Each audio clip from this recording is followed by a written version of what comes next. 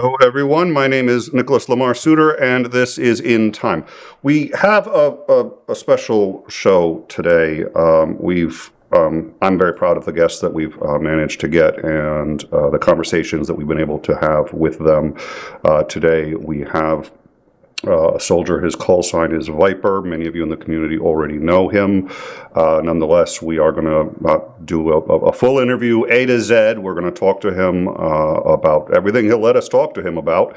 And I think it's going to be a very good conversation. As we do frequently when we have Ukrainian guests on, we ask that guest if there is a charity or somewhere that they would like Super Chats donated to. And in this case, we are donating all Super Chats from this show. All the revenue that we get from YouTube, all of it will go directly to his Super Chat choice, or sorry, his charity choice, which is a blonde bombsheller is doing a fundraiser for supporting Ukraine. Now, there have been some issues with the fundraiser because it is for explicitly defensive purposes. We're going to talk about what that money is going to go towards, but it does trigger some multinational conglomerates when you talk about it. So, but the link is in the description, and it's going to be going towards Mavic drones, which are very, very important in recon, and we're going to talk about the need for those drones. So all of the super chats and donations that we get today will go directly to Blonde Bombsheller, hopefully in the next 24 to 48 hours right after the show. So that's sort of our way of supporting a bit and also saying thank you to Viper for coming on. We've already gotten a super chat, $20. Dunk on You says, Slava Ukraini, no matter what. Thank you so much, Dunk on You, for your continued support.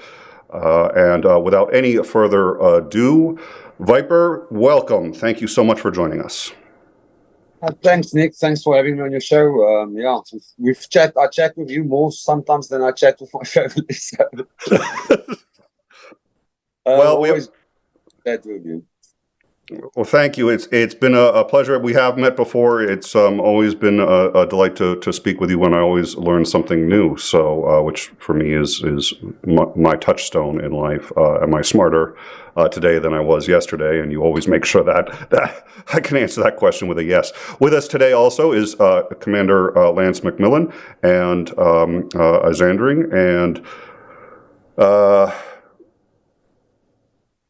Commander, we haven't done this in a while. Would you mind just briefly reminding our audience of your military background? Sure. I'm U.S. Navy surface warfare officer, retired. Commander was the highest rank I got. I did not get command of a ship. I was executive officer, which is the second in command on a large amphibious ship.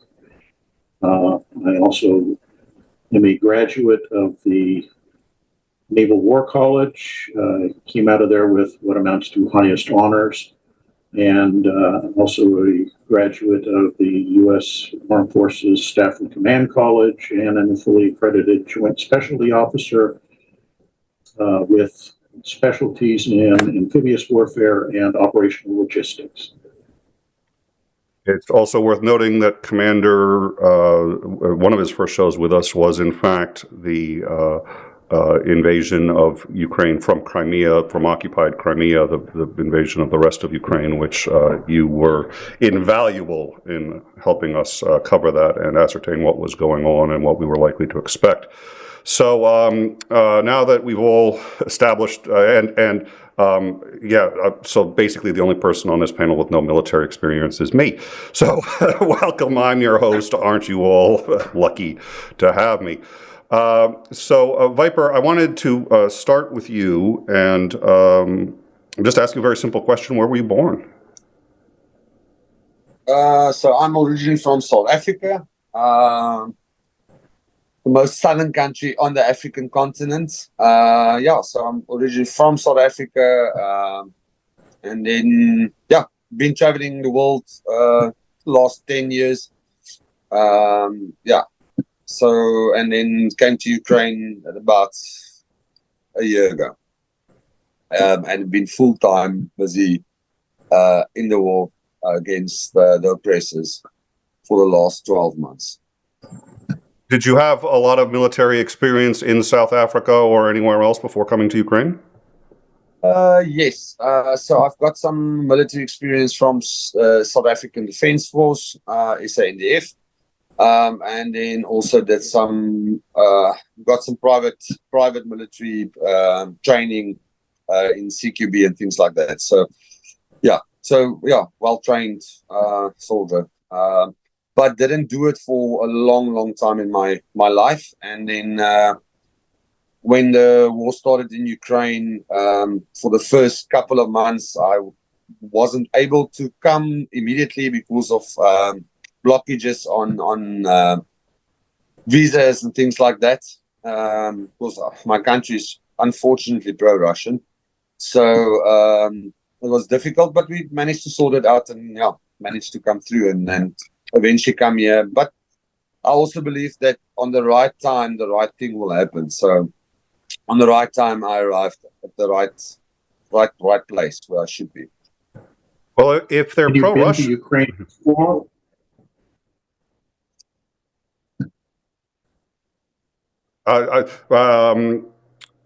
let me ask, I think, 2 or 3 more questions, and then I'll pass it on to Commander, because I really want to hear what he has to Sure. say. So, South Africa, now, my understanding is that they don't encourage people fighting in wars that aren't South African wars, and especially since they're pro-Russia. What does this mean for you being able to come home? So it's a bit of a mix. At the moment, there's a law in South Africa that actually it's called the mercenary law. That you are not allowed to enroll or enlist in a foreign military. The law's always been there. I think it was established in 1991 or 1992, but the law was never enforced. So, but for the last, I would say probably year and a half, they have, in specific cases, enforced this law, which means that if you go and they can prove that you did actually enlist into a foreign military, which will be the ZSU, which we enlist in, because we are part of the armed forces, then you can get up to 5-year jail sentence.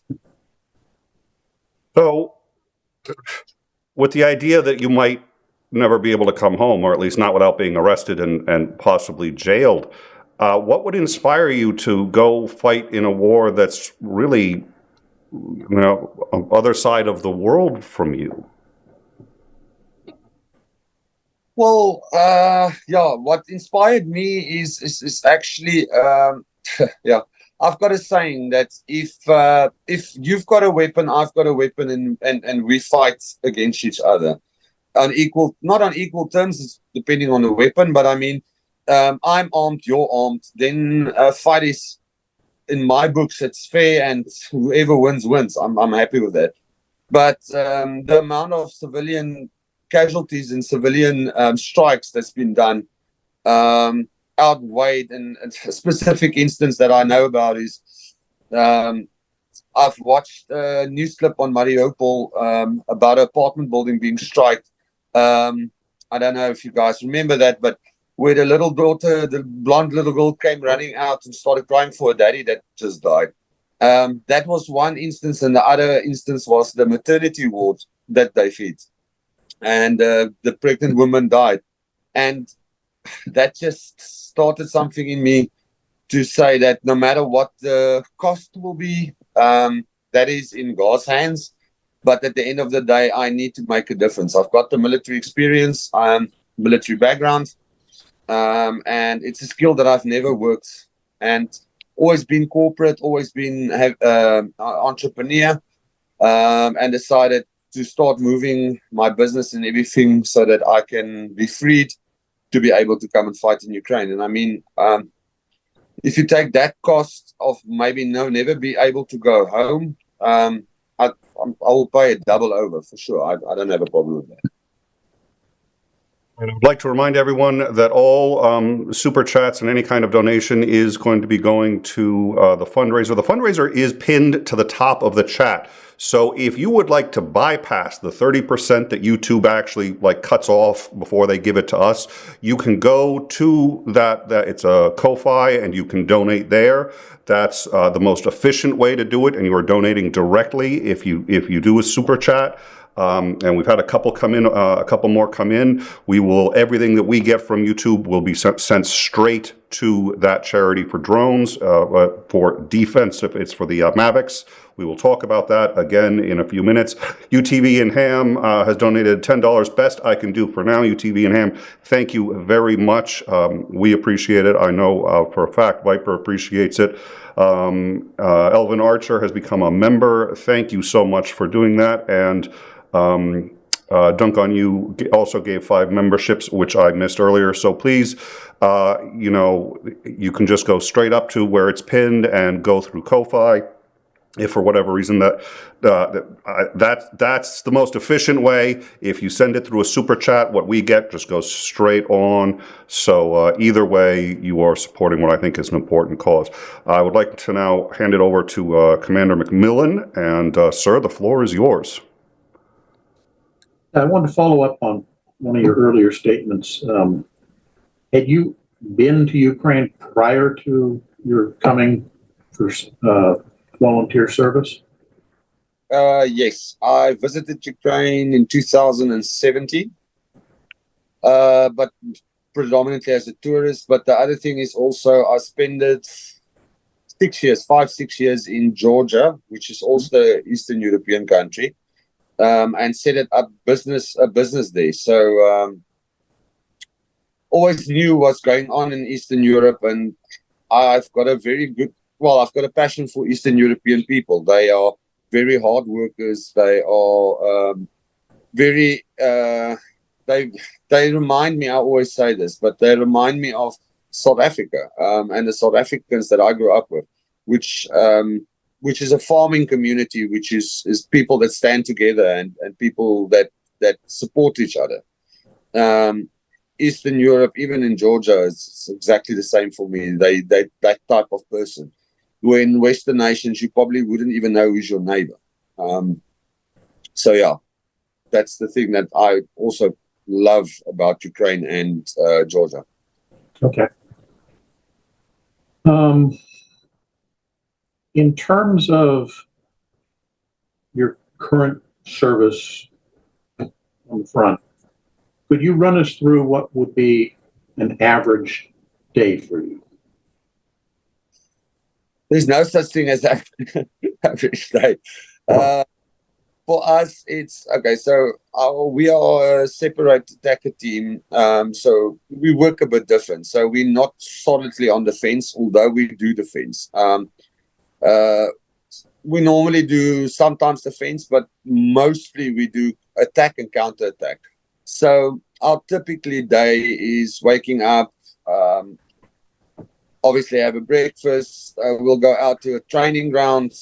If we're not on the front, literally being called out, and do tactical training for up to about 1 o'clock. Then from 1 o'clock, we start with debriefing, looking at the situation currently in the front line. And all the team members will sit together, not the team leaders, I would say, sit together. We'll quickly log in and have a look at reconnaissance and things like that to see what is happening, because we do have access to it. And then from there, do our planning. But again, it's never just a normal, typical day.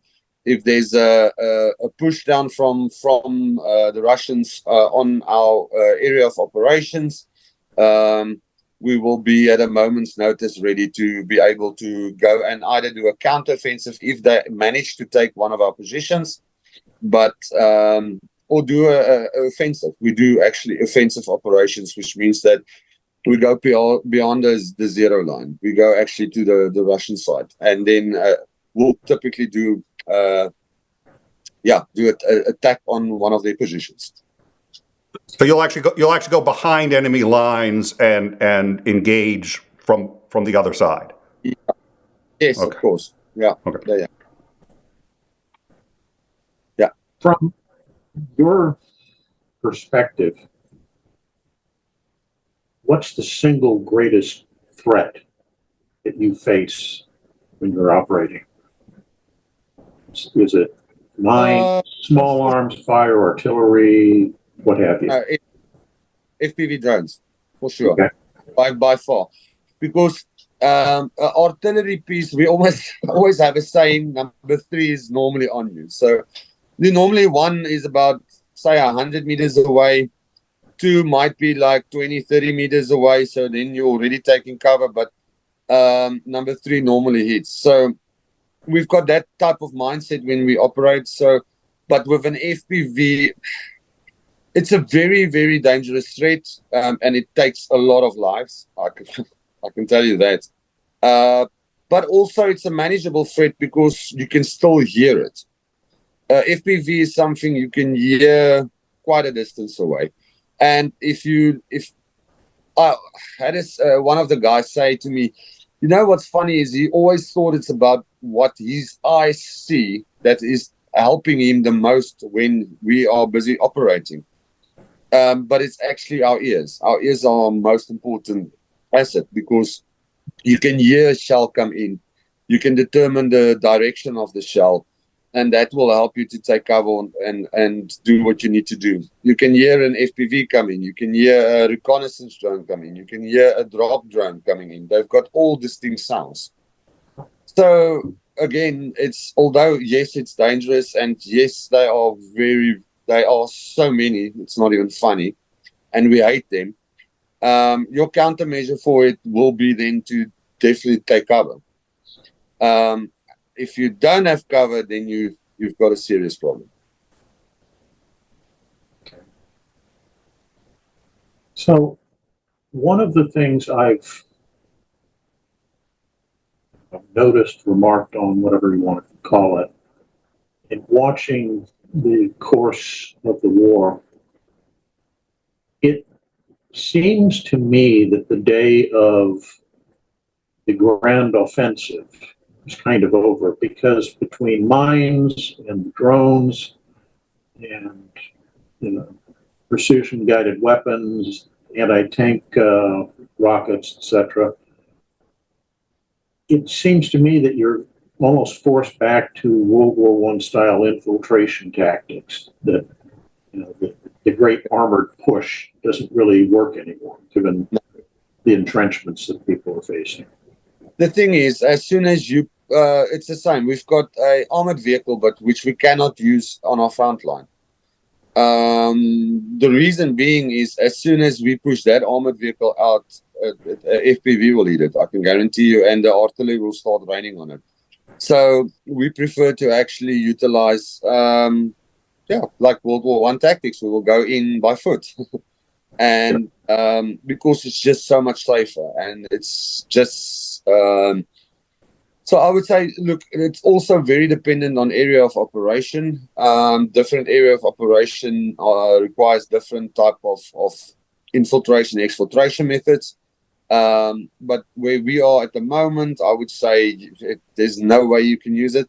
But we have used it in the past, and depending if it's an urban environment, if it's a wooded environment, open field environment, that would play into what your capability is or what you can and can't and can use. Yeah. Okay.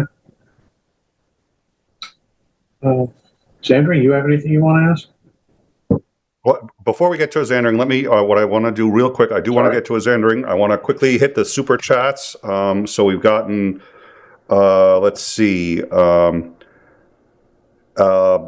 Bombsheller, a member for 2 months. Thank you everyone for being here. And a whole bunch of emojis, which she basically just cannot help herself. There's just emojis everywhere. Someone needs to find her phone and just delete half the emojis off I'm just saying. FM, $10 super chat for the fundraiser. Razón do I really, when it's Russian words in the English language, I cannot, my brain just like, because it would read differently if it was Cyrillic. Okay. До Yeah. перемоги. Я не знаю, что... До means До. till victory. Перемога. Спасибо, сейчас я знаю. Спасибо большое. Although I have to say, I really get more and more self-conscious about speaking Russian to you, to people fighting on the Ukrainian side, but I appreciate the patience. Michelle Ferguson, Slava Ukraine, $9.99 again, and I'd like to remind everyone, all of those super chats, the full amount that we get from YouTube will be sent over as soon as possible. We're not waiting. We're not even going to wait for YouTube to get it to us. We are going to put it into the fundraiser within the next 24, 48 hours. Once we have the final total from YouTube, it's going to go straight into that fundraiser. If you'd like to see the status of that fundraiser or donate directly to that fundraiser, it is pinned to the top. You can donate right there, and we're going to be making sure that we talk to Blonde Bombsheller and get all of that to her. But any other questions asked, we'll get it sorted out. But I think we've got it covered. And with that, I would like to pass it on to 𝐒𝐨𝐿𝐼𝐶𝐵 and see if he's got any questions. And don't worry, if Commander, if you think of anything else, we'll come back. We'll do another circuit. Oh, I have more questions. I just wanted to get Andrew a chance. Perfect. Very, very kind. You mentioned that you were looking to replace some drones that you had lost. What kind of drones are you getting, and what are their use cases? What are you using the drones for? So we're getting the Maverick Pro 3T, specifically the T for thermal. And what we use them for is literally reconnaissance on our area of operations. And why we need two is obviously when the one run out of battery, the other will be on position already. Otherwise, there's blind spots in reconnaissance. So what they will do is they will recon the area around our area of operations to make sure that, so that's the first function, so that to make sure that there's no enemy pushing in so close to our first or second or zero line. So that's the one thing that they use for. The other thing that they use for is obviously when ever there's a attack on one of our positions, then that drones will help us to do a counter attack. We use that information and the reconnaissance of that drone to do our planning, and sometimes it is to go and actually get some of our defense unit people which might be captured. It can also be a situation where they are defending, but they are very close to crumble. So all of that is seen via drone video feeds directly in our command center. And the reason thermal obviously helps us at nighttime to identify potential threats. So it's also a preventative measure. Now, how integral are these drones to your operations? What would be the significance of losing them and being more or less blinded?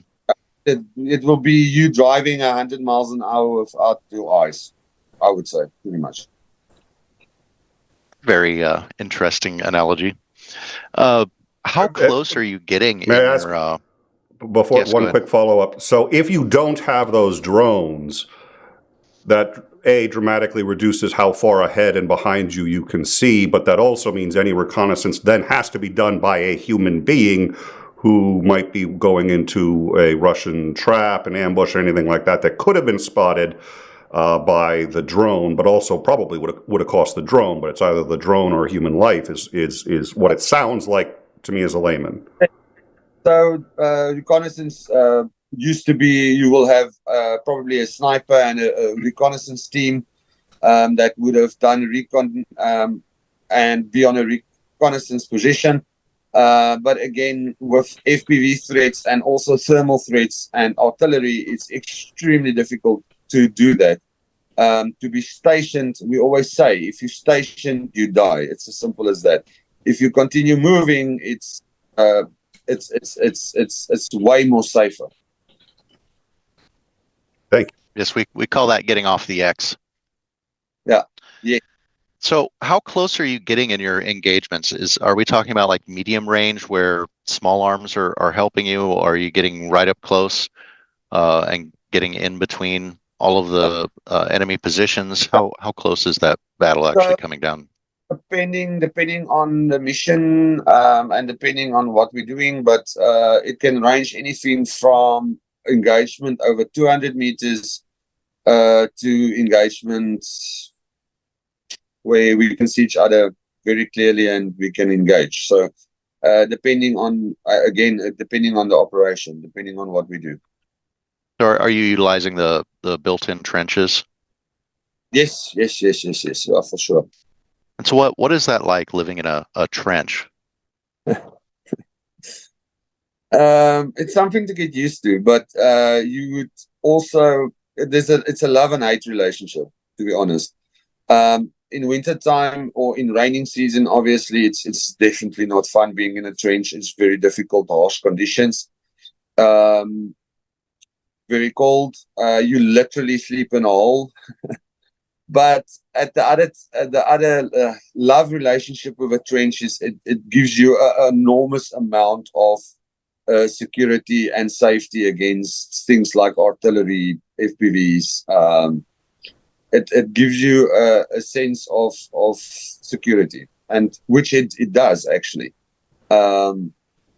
It secures you against a lot of different threats.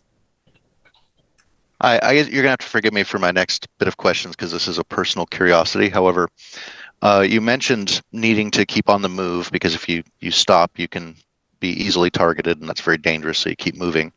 What kinds of things are you carrying around with you on a daily basis? So I would have okay. So I would have a primary weapon. I would have a secondary weapon. I would normally carry grenades. I would also carry a grenade 40 mic, which is a grenade launcher. I will probably have about 3 liters of water with me, some snacks, because you never know. 5-hour operation may become a 8-day operation. So yeah, that's pretty much what we normally carry. Obviously, your plate carrier, everything, you dry your IFAC, your tourniquets, things like that. So that's pretty much what we will carry on a day-to-day basis. If we do go to the trench, then we will have a 3 or 5 day pack. That would then increase it. You will have a sleeping bag in it, a mat, food for the duration, or more or less the duration. You would obviously carry your water, and then some novelty items like, for instance, switch out pair of socks, switch off pair of underwear. Yeah, pretty much. Yeah, that's it. You mentioned in your weapon systems that you've got your primary rifle and you have a secondary weapon system, and in your case, you said it was often a 40 millimeter grenade launcher. I know in a lot of the tactical circles around in the United States, one of the primary secondary weapons we carry is a pistol. Do you not carry a pistol with you? No, I would never. Never. As the Russian sees you carrying a pistol, they immediately identify you as an officer, and I can guarantee you that their whole demeanor will change just to try and kill you specifically. So in this case, it's the carrying of a pistol, even though it could be very useful, is causing you to become a target. Yep. So what do you do? What do you do if you get in like really close? Do you get in, close enough where a rifle isn't particularly feasible to use? What do you do then? I carry a knife. That's very brutal. That, yeah. If anybody's aware of defensive encounters, if you watch any of the videos, they would know that knife fighting is not pleasant. So that's some pretty hardcore. Lost. I don't want to swear, but it's an OF moment. Literally, why you carry that knife. We've been working on the swearing on this channel in general, just to help with the algorithm. But I will say there are people who have carte blanche to swear, and any active military person can use any language that they deem necessary. You have say whatever conveys what you're trying to say. Don't worry about language absolutely. here. That we're not worried about. We're all adults here. Yes, sir. So that sounds pretty scary. What are some of the scariest positions you've been in during this combat? I would say, look, to do a counter-offensive or counter-attack is quite difficult, but it's doable because you know the area. You know your own area very, very well. When it becomes very scary and very difficult is when you pass the zero line. When you do an attack probably on a Russian trench, then it becomes scary. Because, yes, you've got intelligence, you do reconnaissance, and it's not something we just do overnight or, jump in and guys, let's go do it. It's something we plan very meticulously with very specific detail. So, yeah. But scary. So how is your integration and cooperation with other Ukrainian forces, and how is the kind of general public in Ukraine accepting you? Mixed emotions. Our integration with the Ukrainian units is very awesome because we are a Ukrainian unit. Although we are a foreign company, our bigger battalion and our brigade is a pure Ukrainian. There's no differentiation. General public, it's mixed. Some people would actually start crying and thank you for your help, but other people would, ask you what the hell are you doing in my country. So that's like in any country, there's a mix. That's a little. I guess I always kind of wonder how reception would be in a foreign country, and you're there trying to help them. So I find it a little bit surprising, I guess, that you would have mixed. But I know people are people, so yeah, that is it's depending, but predominantly I must say it's good, really, really good. So, Lance, I think you had some more questions that you wanted to ask. Sure. So you've been engaged in combat operations for over a year now. Would you say that the quality of the Russian troops is improving or degrading? It's a difficult subject because it depends on what type of unit you come up against. If you come up against a Storm Z unit, they're not well trained at all. If you come up against African Corps, they've got some tactical knowledge, so there will be some tactical maneuverability. But if you get a DRG group or something like that, they're well trained. They're very, very well trained. And so it's the same on any type of military situation. You've got specific trained soldiers for specific needs and specific operations. So exactly the same with them.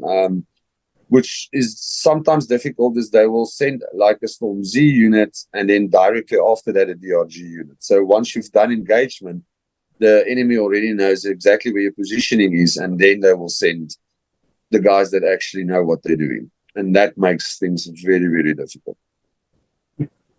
Recon by sacrificial lamb. Yeah, recon by fire. That is typically what it is. How about for your side? Is the quality of the training for new troops coming in good, or is it being cut? I've got friends that's been here since the beginning in February in 2022. And if you're taking in what it was and what it is now, it's totally different. It's more in the beginning. It was literally, we had a joke that one of my friends, they told him, "Here's a AK, here's one magazine, go fight." So because people need to understand that there was no structure for such a full-scale invasion in place for this country when it happened. But now it's way more structured, it's way more regulated, and they really good, getting very good at the way that they structure their army. Structurally, it's very good. Yeah. Have you run across any personnel who've been trained overseas? Oh yeah. So is there a difference in the quality of training that they're getting there, or as opposed to what's being done? Yeah. If you've been trained a Western country, the tactical way that you've been trained is way different than the normal. I want to call it the Soviet mindset, because people always say that, but what does it actually mean? You are, as a Westerner, for instance, CQB, the way that we do CQB is different than what they would normally train soldiers here. The way that we tactically move over hazardous obstruction is different than the way they would train their soldiers here. But also they've been adapting that. So they're really getting to a point where a lot of Western instructors are also helping to train just the normal, the guy on the ground. I mean, the guy on the ground obviously is not trained as well as their special operations units. The special operations units are extremely well trained and very good in what they do.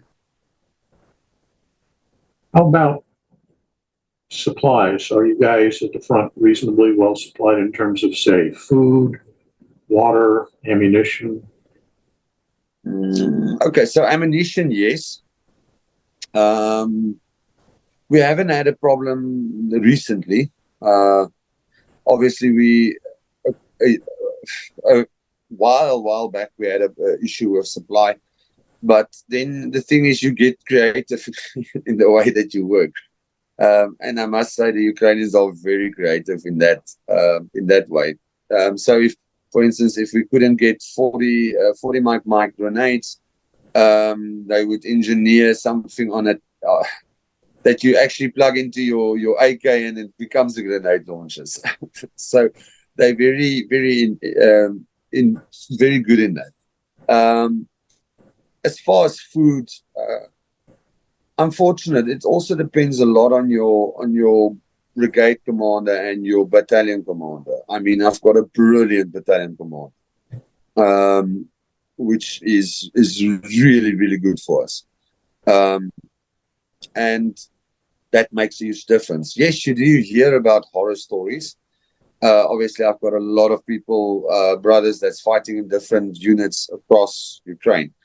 And some of them, you do obviously get the guys that's not well supplied, or that is not as well as you supplied. But again, I think as foreigners, we moan very easily, because we used to be able to go to go into the and be issued everything you need.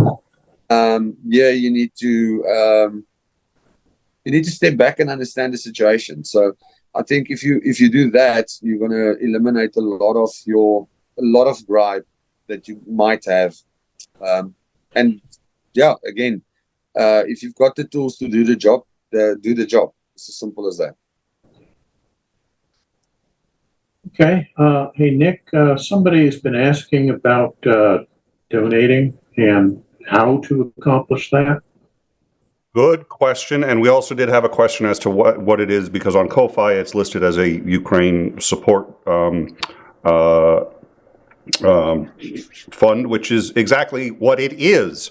Now, there had been a previous iteration which was a little more specific about the kind of support, and it appears that may have violated some of COFI's rules of service, and there was a misunderstanding that couldn't get clarified. So this is for defensive drones to protect the unit. That is all it is for. That is where all of the super chats that we get today is going, and anyone who makes a direct donation through the link, which I have dropped in the live chat and is also pinned up at the top, at least it should be, if YouTube is doing its job correctly, which is always a very big if. And if I'm doing my job correctly, which is an even bigger if, so you have to get 2 long shots in a row. It is that's where it's going. It is specifically like when we have we did this with Starsky too, with Operator Starsky. Every time Starsky was on, all super chats went to the charity or donation of his choice. We were very clear in working with Viper and Blonde Bombsheller what that was going to be in this case, and it's specifically to replace Mavic drones that have been destroyed, and for every one of those, you're talking at least 1, possibly a good number more lives that would have been lost instead. So I think that's probably certainly a worthwhile endeavor. So we're more than happy to do that, and again, we're very pleased to have Viper here as a guest for that. So I think 𝐒𝐤𝐜𝐴ndrick and I have a couple of sort of very similar questions, and I'm trying to figure out how to dovetail them together. So before we get to that, does anybody have any other questions? 𝐒𝐤𝐴ndrick, do you have any other questions other than your wrap-up question? Commander, any questions, anything in the live chat that we urgently need to get to? And then we'll talk about what we're going to do after, because there's kind of an after show that also is going to be donating, is my understanding, but there's been some confusion. We'll get to that in a minute. It's not in time, it's chaos time. Yes, 𝐒𝐤𝐴ndrick. I guess I've got one other question before my wrap-up question. We've heard several times the saying "war is hell," which I don't think properly encapsulates what it's really like to experience it. You're seeing a lot of devastation. It's really hard. People are dying. You're having to kill other people. How do you keep your mental health up? How do you keep your morale up? How do you deal with that kind of situation? Okay. So, yeah, war is hell. For sure. I understand people say that, and I agree with it. But at the end of the day, relationships you build with your brothers is a relationship. It's a love-hate relationship, but a relationship that is a bond that will not be broken in time, to be honest. Remember, you live together, you eat together. When you're in a trench, there's no such thing as, okay, let's close the door and I go to the toilet, for instance. So you build a bond with these guys that is second to none, which is really something that helps you through a lot, because you are experiencing it as a group and working as a group. But then the other thing is also, and which the way that I deal with it is simple, is it's a job that I'm doing. So I try and switch off whenever I am not on the zero, or not have to be switched on 1000%. I switch off. Once I take my plate carrier off and I take mine, I put my AK in the corner of my room next to my bed, then work stays there, and we do not discuss. We'll have a debriefing, obviously, but after that debriefing, it's done. Then we would chat about anything else than what we do or what happened. And that helps us a lot. So it's probably the way that I work with it is more of, and yes, obviously it comes back. Sometimes when you sleep, it comes back and you relive stuff. But then again, it's having the mindset of, you know what, this is done, it's finished, and I'm moving on with it. And again, we also have a psychologist in our company. So if it really bothers, there is a psychologist that works with us and is permanently with us. Sounds a lot like the many military aviation units use compartmentalization. So the pilot has to turn off his mind from flying once he's on the ground and concentrate on other stuff. Otherwise, you get so mentally exhausted that you can't perform well. Yeah, and also I think not to let the hamster spin too much, because as soon as you start getting caught up in too much thought, it prohibits you of actually operating at a very high pace.